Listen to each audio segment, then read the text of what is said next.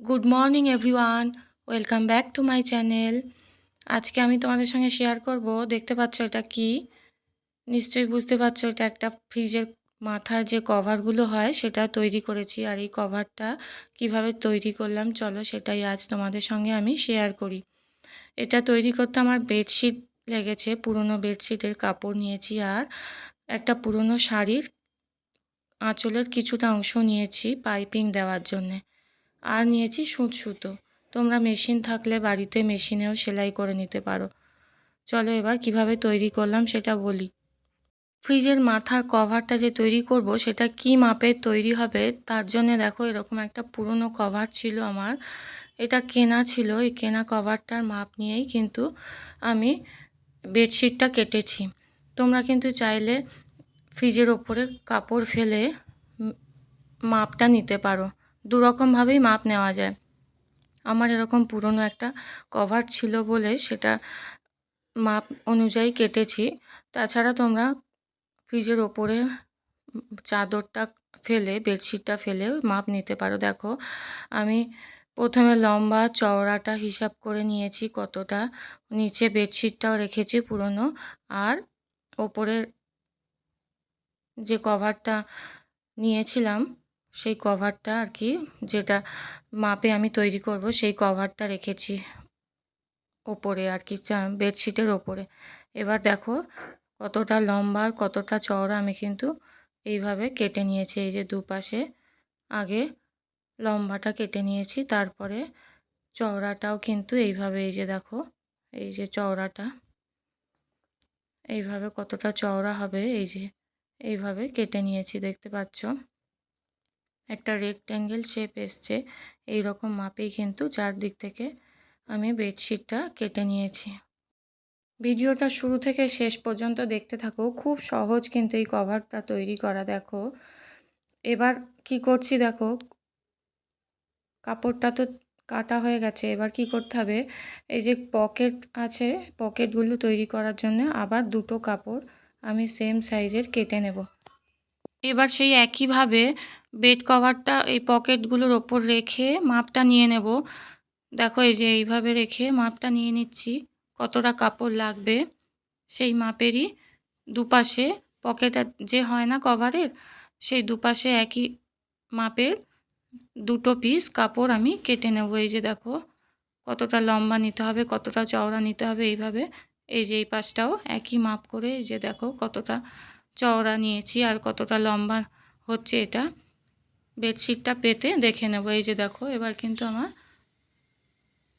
কাপড়টা কাটা হয়ে গেছে, দুটো সাইডেই কিন্তু একইভাবে আমি এই যে পকেটের জন্য কাপড় কেটে নিয়েছি। এই যে দেখতে পাচ্ছ এটা হচ্ছে পকেটের জন্য কাপড় কেটেছি। এবার দেখো এই যে পাইপিং দেওয়ার জন্য এরকম 3 আঙ্গুল মতো চওড়া চওড়া কাপড় নিয়েছি। এবার কীভাবে সেলাই করতে হবে চলো দেখাই। এবার দেখো পাইপিংটা লাগাচ্ছি। ওই যে দুটো পকেটের পিস কেটে নিয়েছি, ওই ছোট ছোট করে দুটো পিস যে কেটে নিয়েছি পকেটের জন্য, সেই কাপড়টার মধ্যে এই বেডশিটটার উল্টো দিকটা ধরেছি। দেখো এটা উল্টো দিক। এবার এই পাশেই সেলাইটা করতে হবে পাইপিং দেওয়ার জন্য। দেখো কিভাবে আমি পাইপিংটা দিচ্ছি।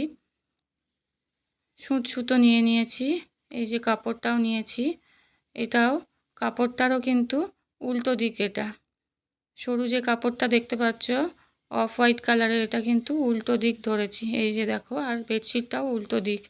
এই যে উল্টো দিক দিয়ে এইভাবে আগে সেলাই করে নিতে হবে। দেখো এইভাবে পুরো এই সাইডটা সেলাই করে নিতে হবে, চওড়া দিকটা আর কি। এই যে দেখো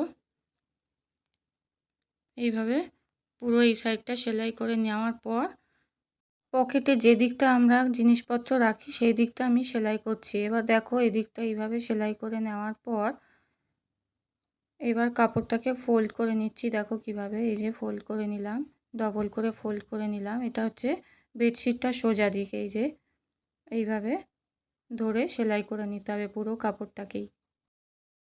এবার দেখো আমার কেমন পাইপিং লাগানো হয়ে গেছে দুটো কাপড়ই। এই যে দেখো দেখতে পাচ্ছ কোন দিকটা আমি পাইপিংটা লাগানোর কথা বলছিলাম। নিচের দিকটা নয়, এই ওপরের দিকটাতে এইভাবে লাগানো হয়ে গেছে পাইপিং। আর এই সাইডটাতেও একইভাবে দেখো আমি লাগিয়ে নিয়েছি পাইপিং। এবার দেখো কি করতে হবে, নিচের যে কাপড়টা রয়েছে বেডশিটে সেটার সঙ্গে এই যে এই সরু কাপড়টা, এই দুটোকে সেলাই করে জয়েন করে নিতে হবে। এই যে দেখো আগে এইভাবে পেতে নিলাম, এবার সেলাই করতে হবে কোন দিক দিয়ে চলো দেখাই। দুটো সাইডেই কিন্তু এইরকম সুঁচ সুতো নিয়ে নিতে হবে, আগে নিয়ে দুটো সাইডেই কিন্তু সেলাই করে নিতে হবে। কিভাবে দেখাচ্ছি দেখো, আঙুল দিয়ে এইভাবে এই সাইডটাও সেলাই করবে, তারপর এখান থেকে এই সাইডটাও সেলাই করে নেবে।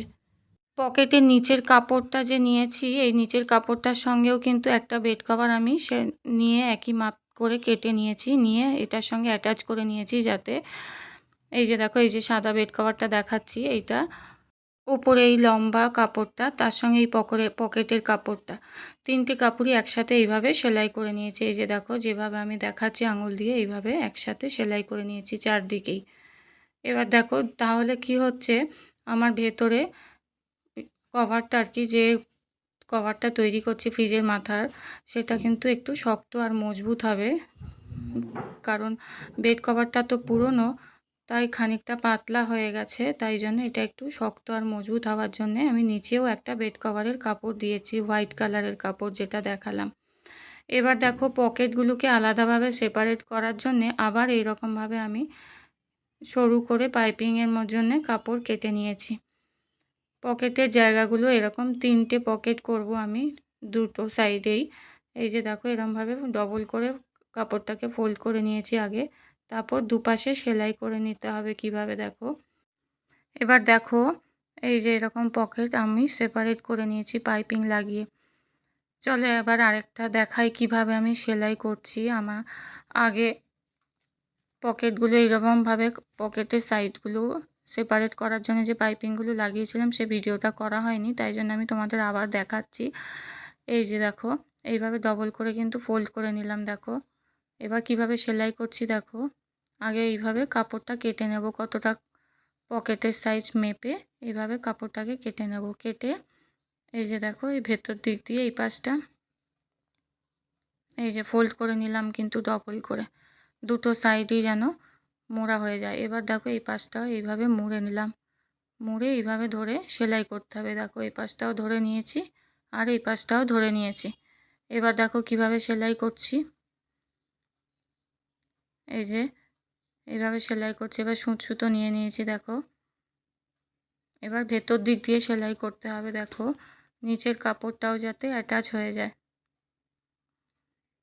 এই যে দেখো কিভাবে সেলাই করছি দেখো, এই যে এটার সঙ্গে নিচের কাপড়টাও কিন্তু অ্যাটাচ করে নিতে হবে। দেখো এই যে ভেতর দিক দিয়ে এইভাবে সেলাই করছি, ধরে নিচ্ছি। দেখো কিভাবে, এই যে দেখো একটা সাইড এইভাবে সেলাই করে নেওয়ার পর অপোজিট সাইডটাও কিন্তু একইভাবে সেলাই করে নিতে হবে। এই যে দেখো এই পাশটা সেলাই করে নেওয়ার পর এবার আরেকটা সাইডও কিন্তু এই যে দেখো, আমি পুরোটা সেলাই দেখাচ্ছি না তোমাদের, তাহলে ভিডিওটা অনেক লং হয়ে যাবে।